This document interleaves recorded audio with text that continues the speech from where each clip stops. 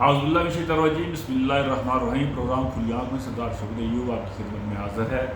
آج Jammu Kashmir liberation front کے ایک انتہائی بزرگ اور جنہوں نے کشمیر میں اور گلگت بلتستان میں کشمیر کی آزادی کے لیے اپنا کردار ادا کیا اور قائد کشمیر جناب امان اللہ خان صاحب کے ساتھی بھی رہے ہیں، اور بہت ساری ایسی باتیں بھی ان کی زبانی آج ہم سنیں گے جو انہوں نے صرف امان اللہ خان صاحب کے ساتھ ڈائریکٹ سوالات کیے ہیں اور انہوں نے ان کا جواب بھی ان کو دیا ہے۔ تو ہمارے ساتھ شمس الدین بھائی ہمارے آفس میں آئے ہیں، تو میں نے کہا کہ چلو پرانی یادوں کے ساتھ ان کا ایک مختصر سا انٹرویو کر لوں اور قائد کشمیر، تحریک آزادی کشمیر کے بانی جناب امان اللہ خان کے بارے میں ان سے پتہ کرتے ہیں کہ وہ کیسے انسان تھے، ان کا نظریہ کیا تھا، ان کی سوچ کیا تھی، اور ایک کشمیری ہونے کے ناطے ان کی کشمیر کے لیے کیا خدمات تھی۔ تو جناب شمس الدین بھائی، آپ ہمیں یہ بتائیں کہ امان اللہ خان صاحب سے آپ کی پہلی ملاقات کیا اور کہاں پہ ہوئی ہے؟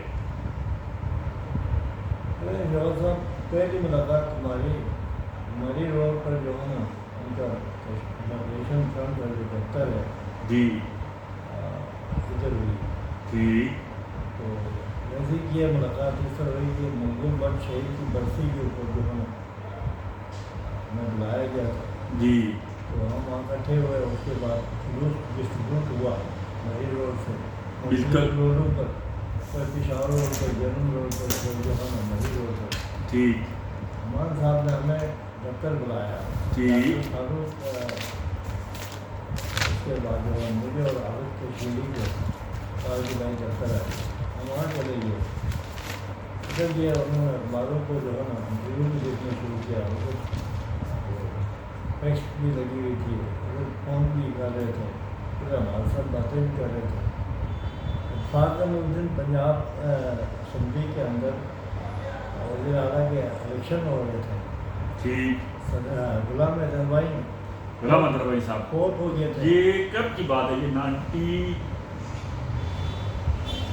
تو ادھر الیکشن ہو رہے تھے اسمبلی کے اندر، تو ہم نے پہلا سوال کیا امان صاحب یہ کون جیتے گا؟ 11 بجے تقریباً میں نے یہ سوال کیا، تو انہوں نے کہا یہ، یعنی آپ نے ان سے یہ سوال کیا کہ پنجاب اسمبلی کے اندر جو الیکشن ہو رہے ہیں آج وزیر اعلیٰ کے، یہ کون جیتے گا؟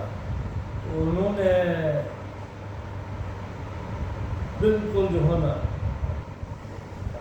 خود اعتمادی کے ساتھ انہوں نے کہا غالباً جیم گروپ جیتے۔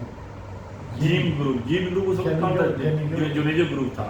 اچھا، کہ امان اللہ صاحب یعنی کہ اس یہ انہوں نے 11 بجے کہا کہ جیم گروپ۔ اچھا، 1 بجے کے بلیٹن میں خبروں میں بتا دیا کہ سردار عالم نقی جو میجر گروپ کے جو وہ وزیر اعلیٰ منتخب ہو۔ واہ جی واہ، یعنی کہ ان کی جو سوچ اور ان کی جو تجزیہ تھا وہ بالکل صحیح نکلا، بالکل 100% نکلا۔ پھر ہم نے ان کی ابتدائی تعلیم کے بارے میں بات کی ہے، پھر ان کی تربیت کا، پھر انہوں نے وہاں سے مائگریشن ایک بہن ان کی شادیوں کی۔ اچھا، یہ جو امان اللہ صاحب کے بارے میں کہا جاتا ہے کہ وہ گلگت سے سری نگر گئے ہیں، جی جی، تو اس کے بارے میں آپ ان سے بات کی ہے؟ میں بات کر رہا ہوں، اسی بارے میں بات کر رہا ہوں۔ ماسٹر تھے اسٹور میں، ان کا بہنوئی مقبوضہ کشمیر سے تھے، آیاما کے۔ اچھا، آیاما مقبوضہ کشمیر میں ایک جگہ ہے۔ اچھا، آیاما مقبوضہ کشمیر میں ایک جگہ وہ ہے، ٹھیک۔ ڈاکٹر ہاشم، ماسٹر ہاشم ہے، اس کا بہنوئی تھا، وہ اسٹور میں ہیڈ ماسٹر تھے۔ اچھا، اسٹور میں وہ ماسٹر تھے، ٹھیک ہے ٹھیک۔ پہلی شادی ادھر مقبوضہ کشمیر سے تھی، لیکن اس کے اولاد کو نہیں تھی، امان اللہ صاحب کی، ان کے بہنوئی اس کی ہاشم کی، ٹھیک ٹھیک، ہاں۔ پھر دوسری شادی امان اللہ صاحب کی بہن سے کیا۔ اچھا، دوسری شادی امان اللہ صاحب کی بہن سے کیا، تو امان صاحب اس وقت تقریباً 4تھی جماعت میں پڑھ رہے تھے، ٹھیک۔ 4تھی جماعت میں پڑھ رہے تھے، تو وہ ہاشم صاحب یہاں سے ان کی پوسٹنگ ہوگی مقبوضہ کشمیر، پاکستان بننے سے پہلے واسطہ بننے کی پہلے کی بات ہے۔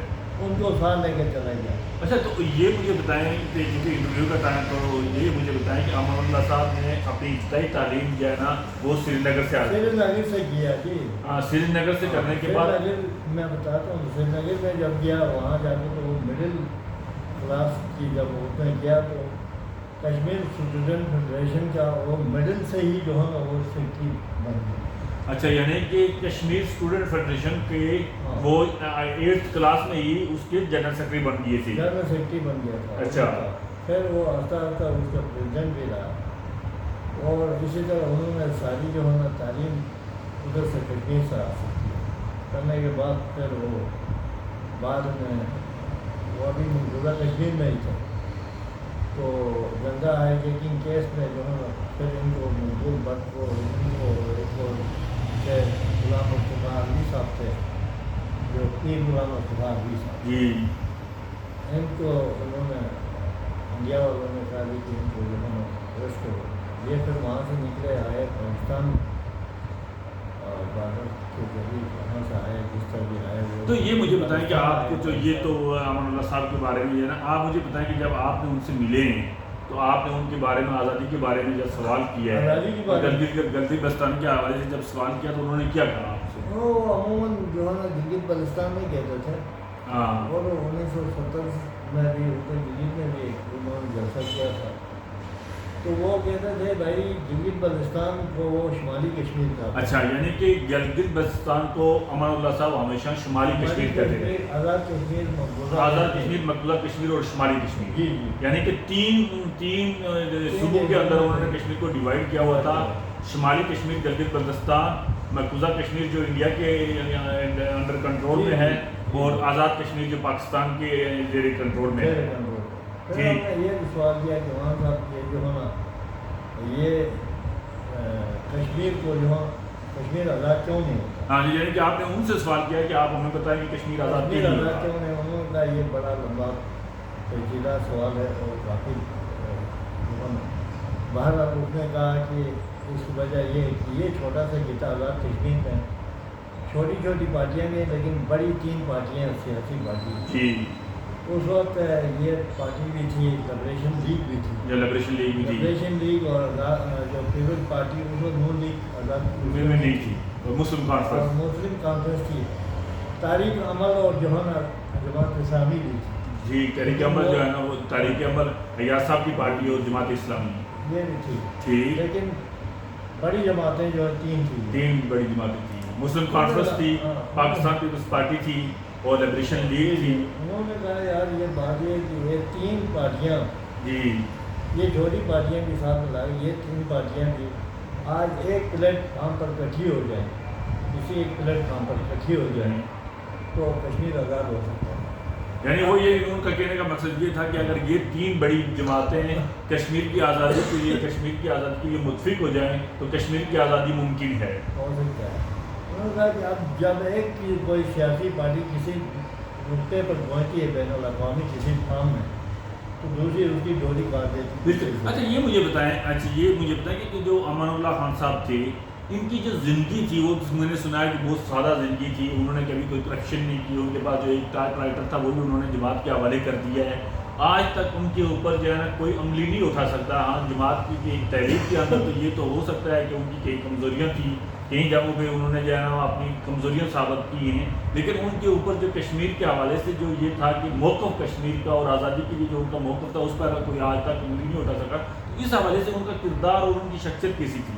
وہ اس حوالے سے بھی ایک ہم نے ان کے اوپر ایک سوال کیا تھا، میں بھی چاہتا ہے کہ بتانا کہ وہ رشتے میں ظاہر آپ رشتے میں چرچا لگتی تھی، میں نے کہا چاچا یہ وجہ کیا ہے؟ اس نے کہا یار بیٹا بات یہ کہ آزاد کشمیر یہ جو کشمیر کی آزادی کے لیے 3 آپشن ہیں۔ مختار کشمیر، 1 آپشن ہے خود مختار کشمیر، جی ٹھیک ہے۔ اچھا ایک آپشن یہ بھی ہے کہ آپ کیا رائے شماری کے ذریعے انڈیا کے ساتھ رہنا چاہتے ہیں، پاکستان کے ساتھ رہنا چاہتے ہیں، ایسا کنفیڈریشن کا ہے۔ جی کنفیڈریشن جو ہے نا وہ کچھ لو اور کچھ دو کی بنیاد کچھ پر، لو اور کچھ دو کی بنیاد پر ہے، ٹھیک ہے، وہ 3rd آپشن وہ 3rd آپشن ہے، ٹھیک ٹھیک ہے۔ تو ہماری جو میکسیمم کشمیری کاسٹ جو ہے وہ ان کی جو ہے وہ ہے 95% وہ خود مختار کشمیری 95% جو خود مختار کشمیر کے لوگ وہ یہ چاہتے ہیں کہ 95% خود مختار کشمیر ہونا چاہیے. ٹھیک ہے جی. ٹھیک ہے. تو اب اس مسئلے میں جو ہے نا جو لبریشن لیگ اور لبریشن فرنٹ کا جو وہ منشور ہے خود مختار کشمیر. خود مختار کشمیر. اور مسلم کانفرنس کا منشور ہے کہ کشمیر آزاد ہو مگر الحاق پاکستان ہو. ٹھیک ہے. یہ تو چونکہ یہ جی انہوں نے میں نے جو سوال کیا اس کا جواب انہوں نے یہ دیا ہے کہ لبریشن لیگ اور لبریشن فرنٹ کا منشور ہے کہ خود مختار کشمیر. خود مختار لبریشن لیگ بھی یہ چاہتی تھی کہ خود مختار بنے.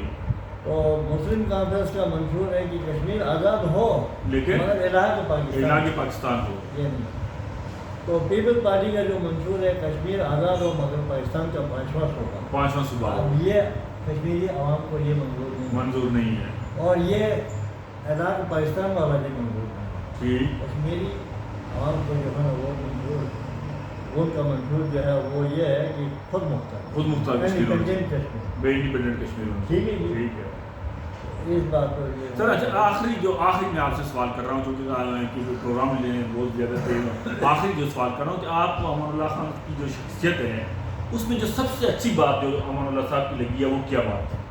وہ بات یہ تھی. ایک سوال میں نے بھی یہ بھی کیا کہ جو آپ نے کشمیر کے لیے کیا کیا تو کہتا ہے ایسا ہوا کہ اسلام آباد میں جو ہے نا بلایا گیا.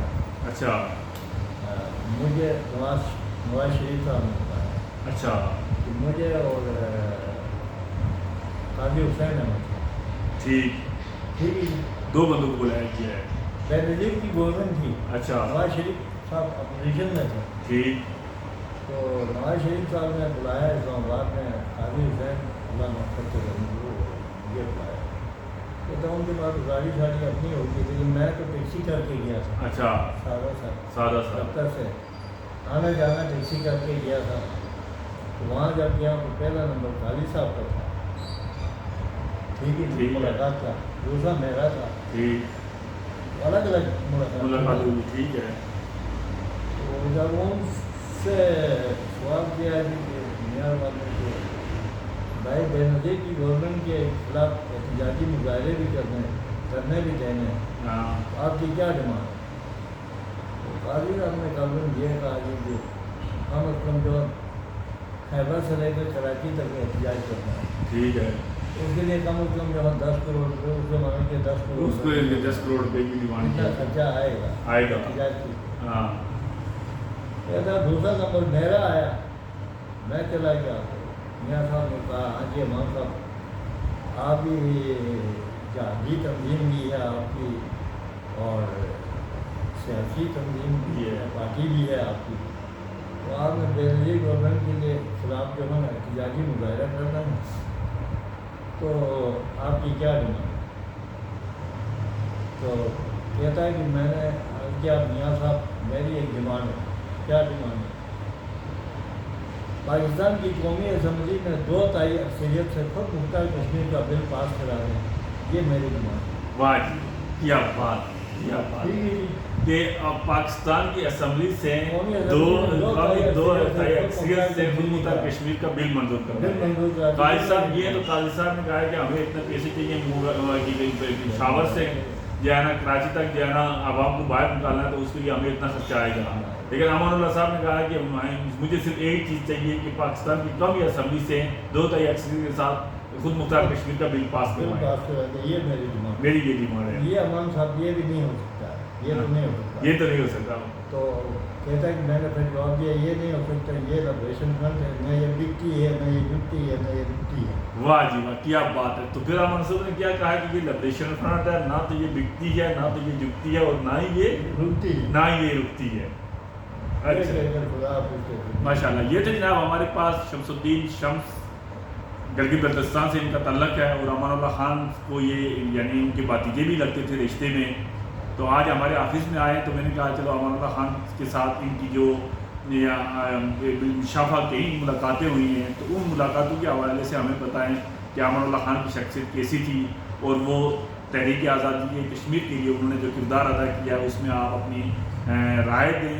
تو یہ ان کا آپ کو انٹرویو ہے. میرے پروگرام کو آپ لائک بھی کریں, میرے چینل کو بھی آپ جو ہے لائک کریں, فالو کریں, اور انشاءاللہ مزید اچھے انٹرویو انشاءاللہ یہ کہ کشمیر کے اندر آئندہ الیکشن آ رہے ہیں. کل بھی یہاں ایک پروگرام تھا تو وہاں میں نے تو خود بھی انٹرویو نہیں کیا ہے, تو انشاءاللہ جو بھی لوگ میرے آفس میں آئیں گے تو میں ایک آدھ انٹرویو ضرور آپ کے ساتھ شیئر کروں گا. بہت شکریہ, تھینک یو.